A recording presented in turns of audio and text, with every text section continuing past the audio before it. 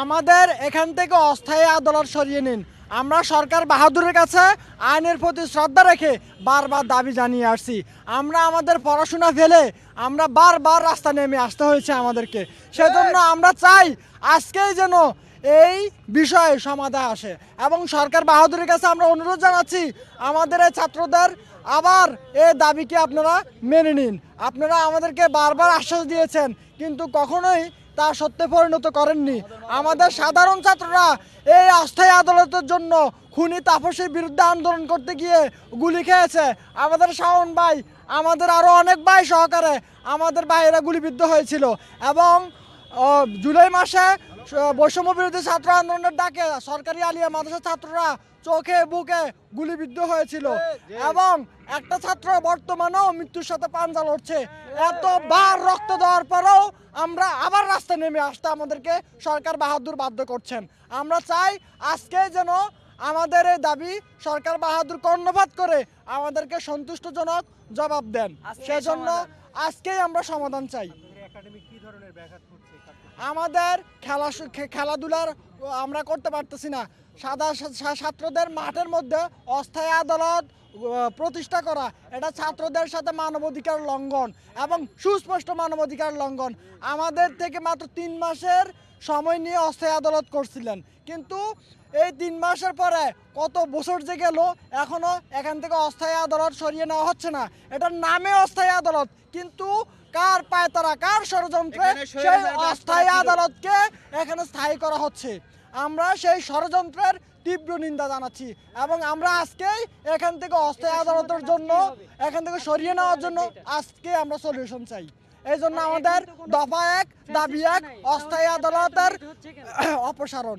আমাদের এখানে 2010 সালে অস্থায়ীভাবে আদালত বসে 3 মাসের জন্য অদ্যাবধি আমাদের আদালত রয়ে যায় এবং আমরা আমাদের আলিয়া মাদ্রাসা সাংস্কৃতিক অনুষ্ঠান হয় এবং আজকে আমাদের সেটার পুরস্কার বিতরণ অনুষ্ঠান। এখানে আমাদের ইসলামী আরবি বিশ্ববিদ্যালয়ের বিসি স্যার আসার কথা, বোর্ডের চেয়ারম্যান আসার কথা, মাদ্রাসা বোর্ডের। এখন আমরা গতকালকে হঠাৎ করে জানতে পারি আমাদের সকল আনুষ্ঠানিকতা প্রায় সম্পন্ন। আমরা জানতে পারি যে আমাদের মাঠে অস্থায়ী আদালত বসতেছে। আমরা ওইখানে মাঠে অবস্থান নেই, আমাদের ওই যে প্যান্ডেল ট্যান্ডেল এগুলো করা হয় এগুলোর জন্য। আমরা যখন অবস্থান নেই আমাদের চকবাজার থানা থেকে একটি পুলিশের গাড়ি আসে। এখানে 2 জন পুলিশ ছিল। পুলিশ এসে ওনাদের যে তালা কাটার যে আছে ওই কারাগার বলতে আমাদের মাঠের ওই তালা ভেঙে দেয়। তালা ভেঙে আমরা যখন দৌড়ানি দেই ওনারা দৌড়ে চলে যায়। এরপর থেকে পুলিশের গাড়ি উঠেছে। আমরা এরপর থেকে ওই রাত থেকে আমরা এখানে বক্সিবাজার মোড়ে অবস্থান করতেছি। এই পর্যন্ত আমরা অবস্থান আছি, সারা রাত অবস্থান আছে। আমাদের দাবি হচ্ছে একটাই যে এই মাঠে আর কখনো অস্থায়ী আদালত বসবে না। এটা আমাদের দাবি। পৃথিবীতে কোনো নজির নাই যে একটা শিক্ষা প্রতিষ্ঠানে আদালত থাকবে। আপনারা দেখছেন কিনা যে বাংলাদেশে পৃথিবীতে নাই, শুধুমাত্র বাংলাদেশে করা হয়েছে স্বৈরাচারের শাসন আমলে। এখন আমরা 5 আগস্টের জুলাই অভ্যুত্থানের মাধ্যমে ছাত্র জনতার অভ্যুত্থানের মাধ্যমে নতুন একটা স্বাধীন দেশ পেয়েছি। এখনও যদি আমরা ইনজাস্টিসের ভিতরে থাকি, জাস্টিস না পাই, তাহলে আমাদের তো শিক্ষা কার্যক্রম ব্যাহত হচ্ছে। আমরা স্টুডেন্ট, আমরা শিখছি কি? সরকার আমাদের রাষ্ট্র যদি আমাদেরকে প্রতারিত করে, আমাদেরকে চিটিং শেখায়, তাহলে আমরা কোথায় যাব? আমাদেরকে বলেন। যেখানে বারবার আশ্বাস দেওয়া হচ্ছে, স্বরাষ্ট্র উপদেষ্টার কাছে যাওয়া হয়েছে, আইন মন্ত্রণালয় যাওয়া হয়েছে, স্বরাষ্ট্র মন্ত্রণালয় যাওয়া হয়েছে, সচিবদের কাছে যাওয়া হয়েছে।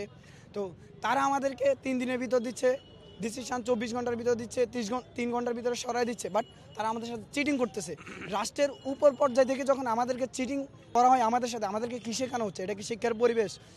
আমাদের সরকারে যারা আছে তারাই আমাদের শিক্ষার পরিবেশ নষ্ট করছে। তারাই আমাদের শিক্ষা প্রতিষ্ঠানে অস্থায়ী আদালত দিয়ে বারবার আমাদেরকে আশ্বাস দিয়ে হয়রানি করছে, আমাদের শিক্ষা কার্যক্রম ব্যাহত করছে এবং তারা আমাদেরকে আজকে রাজপথে নামতে বাধ্য করেছে। আমরা রাতে ঘুমাইনি, খাইনি, এখন পর্যন্ত আমরা আন্দোলন করছি। আমাদের জন্য পুলিশ ফোর্সকে বিয়ের সাজে সাজানো হয়েছে যাতে আমাদেরকে মারা হয়। তাহলে আমরা স্টুডেন্ট, আমাদের গায়ে কেন হাত দিবে? আমাদেরকে জুলাই অভ্যুত্থানে 2000 ছাত্র জনতাকে শহীদ করা হয়েছে, এখনও কেন আমাদের গায়ে হাত দিবে? আমরা ওই দিন দেখেছি সচিবালয়ের সামনে আমাদের প্রাইভেট ইউনিভার্সিটির ভাইদেরকে কীভাবে কুকুরের মতো মারা হয়েছে। তারা আজকেও আমাদেরকে মারার জন্য সাজছে বিয়ের সাজে। আমরা বলতে চাই আমাদের গায়ে যদি হাত দেয় এটা অবস্থা ভালো হবে না। আমরা আমাদের যৌক্তিক দাবি নিয়ে এবং ন্যায্য দাবি নিয়ে দাঁড়িয়েছি।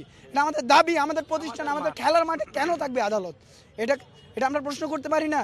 এটা তো আমাদের খেলার মাঠ, শুধু আমাদের না, অত্র এলাকাতে এরকম আর কোনো মাঠ নাই খেলার জন্য। এমনিতে আমাদের দেশে বিশেষ করে ঢাকা সিটিতে হচ্ছে কোনো মাঠ নাই ওরকম উল্লেখযোগ্য। সেখানে আমাদের যে মানসিকভাবে বিকাশের জন্য আমাদের যে বিষয়টা দরকার সেটা হচ্ছে আমাদের খেলাধুলা করা। আমাদের খেলাধুলা থেকে ব্যাহত রাখা হচ্ছে। আবার যখন আদালত বসা হয় তখন এমনভাবে প্রোটোকল দেয়, আমরা হলে থাকতে পারি না, ক্লাসে থাকতে পারি না, আমরা নিজেরাই বহিরাগত হয়ে যাই। আমরা তো এরকম চাই না, শিক্ষাঙ্গনে তো এরকম পরিবেশ থাকার কথা না। তাই আমাদের প্রাণের দাবি, সবার দাবি, আমরা এখানে আর কোনো অস্থায়ী আদালত মানব না। এটা আমাদের শিক্ষা প্রতিষ্ঠানের জায়গা, আমাদেরকে দখলমুক্ত করে ফিরিয়ে দিতে হবে। আর কোনো ষড়যন্ত্র আমরা মানব না। আমরা এক দফা এক দাবিতে আজকে রাজপথে আসি। আমরা এটা ফয়সালা না হওয়া পর্যন্ত থাকবো। আমরা অস্থায়ী আদালতটা আমরা বাতিল করব, এখান থেকে দখলমুক্ত করব এবং এই আলিয়ার মাঠ আমাদের প্রাণের ক্যাম্পাস, প্রাণের মাঠ। আমরা এই দাবিতে অনড়।